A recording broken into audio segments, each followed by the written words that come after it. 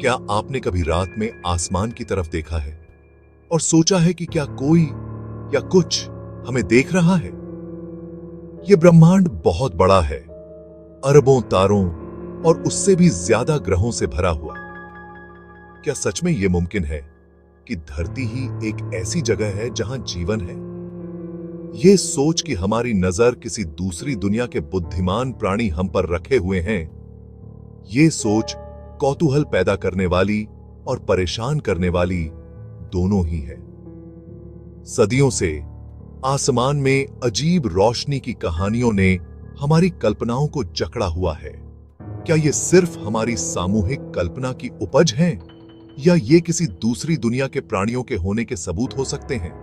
हालांकि बहुत सी घटनाओं की व्याख्या की जा सकती है, कुछ ऐसी भी हैं जिनके बारे में हम नहीं जानते हैं। हजारों एक्सोप्लैनेट की खोज के साथ ही धरती के बाहर जीवन की तलाश तेज हो गई है। लेकिन अगर बुद्धिमान एलियन हैं, तो हम उनसे अब तक संपर्क क्यों नहीं कर पाए हैं?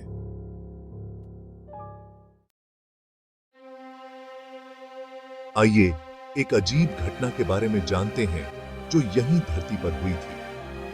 1947 में न्यूयॉर्क शहर के एक मोहल्ले के लोगों ने कई अजीब घटनाओं की शिकायत की, जिनमें डस्टबिन का गायब होना और आसमान में अजीब रोशनी दिखाई देना शामिल था। इसके बारे में कई अटकलें लगाई गई, मजाक से लेकर सरकारी साजिश तक। हालांकि कुछ चश्मदीदों ने दावा किया कि उन्होंने डिस्क के आकार की वस्तुओं को गायब हुए डस्टबिन के पास मंडराते देखा था। ये सोच कि एलियन डस्टबिन के गायब होने जैसी मामूली घटनाओं के लिए जिम्मेदार हो सकते हैं, इस रहस्य में थोड़ा हास्य पैदा करता है। यह मामला हालांकि एक मजाक लगता है, हमें याद दिलाता है कि आसमान में हम जो कुछ भी देखते हैं उसे आसानी से नहीं समझा जा सकता है। 1950 में भौतिक विज्ञानी एनरिको फर्मी ने एक सरल लेकिन गहरा सवाल पूछा, आखिर सब कहां है? इस विशाल ब्रह्मांड को देखते हुए यह असंभव लगता है कि पृथ्वी ही एकमात्र ऐसा ग्रह है जहां बुद्धिमान जीवन है। फिर भी हमारे पास अलौकिक सभ्यताओं का कोई पक्का सबूत नहीं है। यह विरोधाभास फर्मी विरोधाभास के रूप में जाना जाने लगा।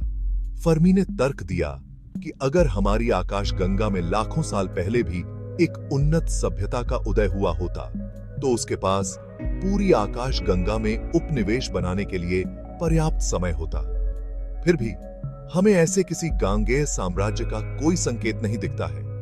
फर्मी विरोधाभास हमें इस संभावना का सामना करने के लिए मजबूर करता है कि हो सकता है कि हम ब्रह्मांड में अकेले हों, या शायद हम बस सही तरीके से नहीं देख रहे हैं।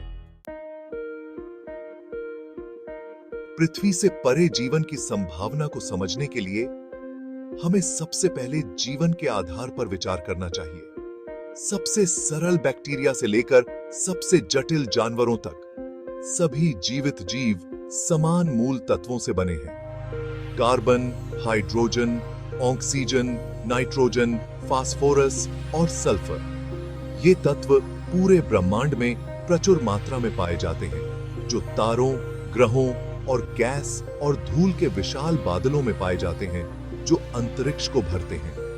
पानी, जिसे अक्सर सार्वभौमिक विलायक कहा जाता है, जीवन के लिए एक और महत्वपूर्ण घटक है। जैसा कि हम जानते हैं, इन जीवन आवश्यक तत्वों की व्यापक उपलब्धता से पता चलता है कि पूरे ब्रह्मांड में कई ग्रहों पर जीवन की स्थिति मौजूद हो सकती है। ब्रह्मांड में जीवन के निर्माण खंडों की प्रचुरता उन लोगों के लिए उत्साहजनक है जो पृथ्वी से परे जीवन खोजने की उम्मीद कर रहे हैं। भाग 5, संभावनाओं का एक ब्रह्मांड। ब्रह्मांड की विशालता को देखते हुए यह बहुत कम संभावना है कि पृथ्वी ही एकमात्र ग्रह है जो जीवन का समर्थन करने में सक्षम है। खगोलविदों का अनुमान है कि अवलोकन योग्य ब्रह्मांड में खरबों तारे हैं और प्रत्येक तारे में कई ग्रह हैं, जबकि सभी ग्रह रहने योग्य नहीं हैं। यहां तक कि उपयुक्त दुनिया का एक छोटा सा अंश भी जीवन की क्षमता वाले अरबों ग्रहों का परिणाम होगा। ब्रह्मांड का विशाल पैमाना बताता है कि जीवन किसी न किसी रूप में काफी सामान्य हो सकता है। हाल के वर्षों में खोजे गए एक्सोप्लैनेट की विविधता इस विचार का और समर्थन करती है कि हमारा सौर मंडल अद्वितीय नहीं है। भाग 6 द गोल्डीलॉक्स जोन। एक ग्रह को संभावित रूप से रहने योग्य माने जाने के लिए उसे अपने तारे के चारों ओर एक विशिष्ट क्षेत्र के भीतर रहने की आवश्यकता होती है, जिसे गोल्डीलॉक्स जोन के रूप में जाना जाता है। यह रहने योग्य क्षेत्र सबसे अच्छा स्थान है जहां ग्रह की सतह पर तरल पानी मौजूद होने के लिए तापमान बिल्कुल सही होता है। अपने तारे के बहुत करीब के ग्रह बहुत गर्म होंगे और सारा पानी उबलकर अंतरिक्ष में चला जाएगा। अपने तारे से बहुत दूर के ग्रह बहुत ठंडे होंगे और सारा पानी बर्फ बनकर जम जाएगा। गोल्डीलॉक्स जोन अलौकिक जीवन की खोज में एक महत्वपूर्ण अवधारणा है जो संभावित रूप से रहने योग्य दुनिया की खोज को महत्वपूर्ण रूप से कम करता है। भाग 7 पलक झपकते ही। ब्रह्मांड लगभग 1308 अरब वर्ष पुराना है, जबकि हमारा ग्रह मात्र 4.5 अरब वर्ष पुराना है। मानव सभ्यता अपने आधुनिक रूप में केवल कुछ हजार वर्षों से अस्तित्व में है, जो ब्रह्मांडीय समय पर एक पलक झपकने के समान है।